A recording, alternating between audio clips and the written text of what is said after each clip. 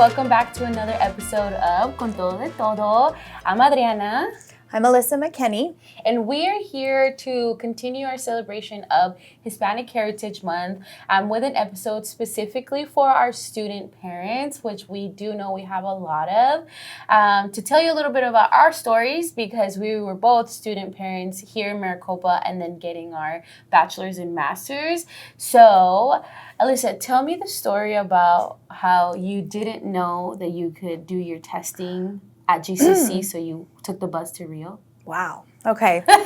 So don't laugh at me, but I didn't know, and you just don't know until you know. So I was a young mom. I had a daughter and a son.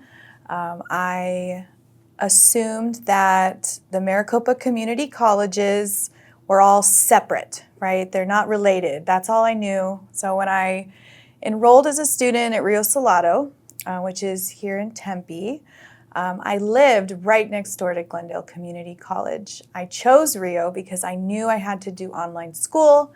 I had a baby. I had a 4-year-old. It just made sense that I would do school from home online. So when it came time to do placement testing, right, to determine where I would begin, automatically I prepared for a 3 to 4 hour bus ride from Glendale to Tempe. I did not have a vehicle at that time. Of course, I did have to take my daughter with me. My son, he was with my mom, I think. But my daughter, she wanted to stay with me like she always did. So we went together. And when I got to Rio, the lady was so nice. And she was so polite about me having brought my daughter to take a placement test, which is absolutely not recommended. They don't provide daycare or childcare typically at an admissions and records office.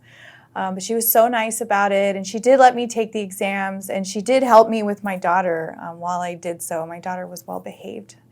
But the worst part was when I told her where I came from or how far I had traveled, and she said, you can take the tests, you can drop off documents, you can go to any of the community college locations. And I was confused.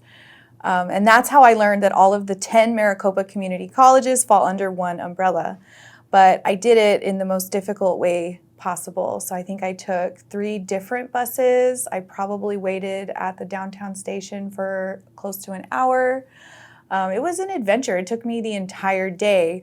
But what I learned that day really changed the trajectory of the rest of my time spent at Maricopa as a student. So after I got my first semester under my belt, I learned that Glendale also had online colleges. So my whole experience changed, and I became like a hybrid online in-person student as a mom. And that is where I really found balance in my experience. I think it's really great, which takes us honestly to our first tip. Melissa and I set aside the first one about setting boundaries and utilizing your time well. When I first began to get my master's, I had just had the twins 3 months before I began, and my son Liam was only 1.5 years. And so having 3 under 2 was really challenging. So I would do a lot of early mornings when I could, because you're not sleeping as much, or really late nights. Once they started sleeping a little bit better, then it would be 10 p.m. to midnight. I knew nobody bother me. I'm gonna be doing homework. So utilizing that time that the kids do give you, I think that would be my number 1 tip that I would have on that.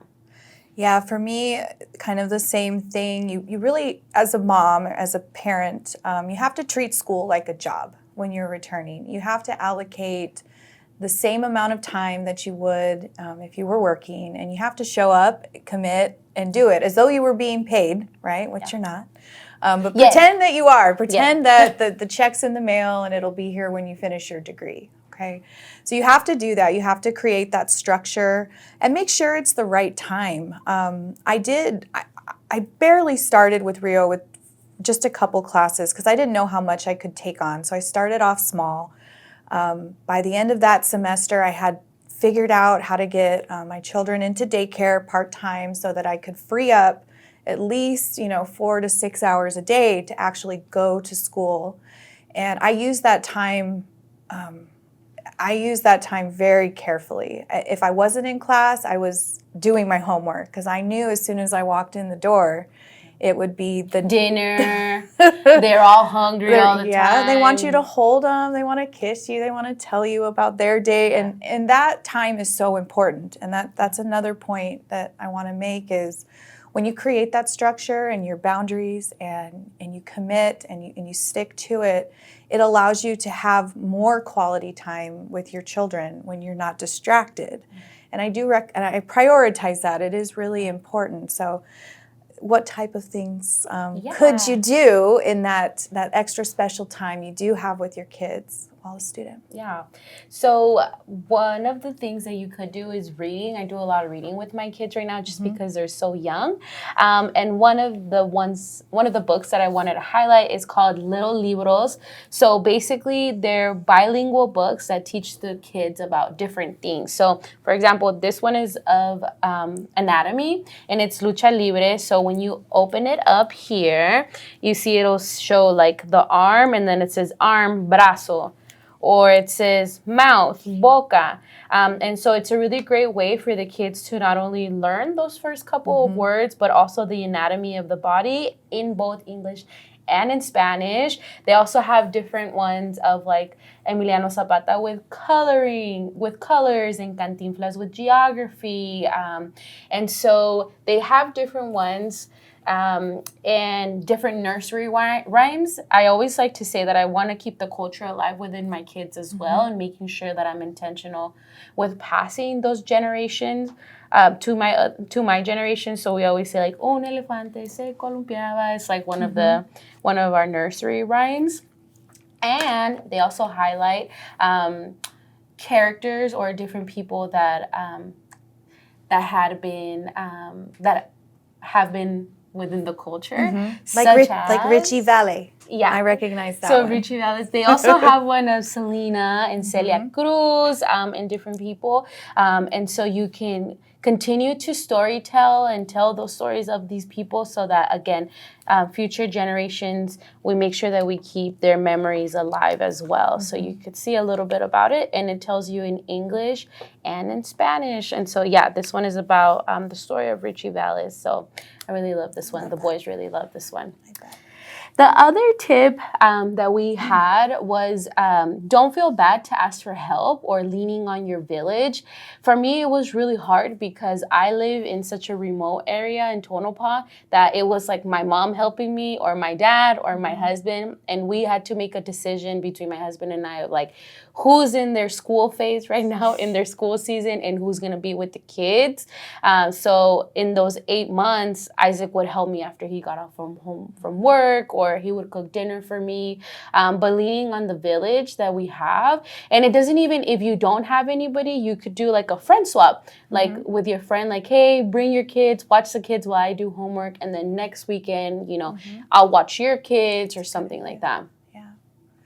Yeah, it's going to be different for everyone. It really does depend on what type of support you have. Do you have access to the resources that you need to create a structured schedule? And you learn as you go. And I can't emphasize this enough, but the goal is not perfection, right? The goal is not to be a perfect student or a perfect parent. The goal really is to finish. And in order to do that, you have to make sacrifices. Yeah. So be okay with the dishes piling up in the sink. Be okay with a big pile of laundry. It is really important that you consider the long-term impact that you're making, not just for yourself, but for your children. And they are watching, and children know a lot of things these days. And so I can't say it enough, but talk to your kids about what you're doing and how it will change not just your own life, but their lives as well. Talk to them about college while you're going to college. Bring them to your college so they can see why you're absent. Show them that side of you, and they will appreciate a lot more how hard you've worked. Not when they're little, but later in life they will. And today my kids are 14 and 17. My experience now as a graduate student is very different than it was when they were younger. Today, they really do leave me alone. And for the most part, they want less to do with me than they did when they were babies. But I just want to make sure everyone understands that it's okay not to be a perfect student as a parent, but finishing is the most important part. Yeah.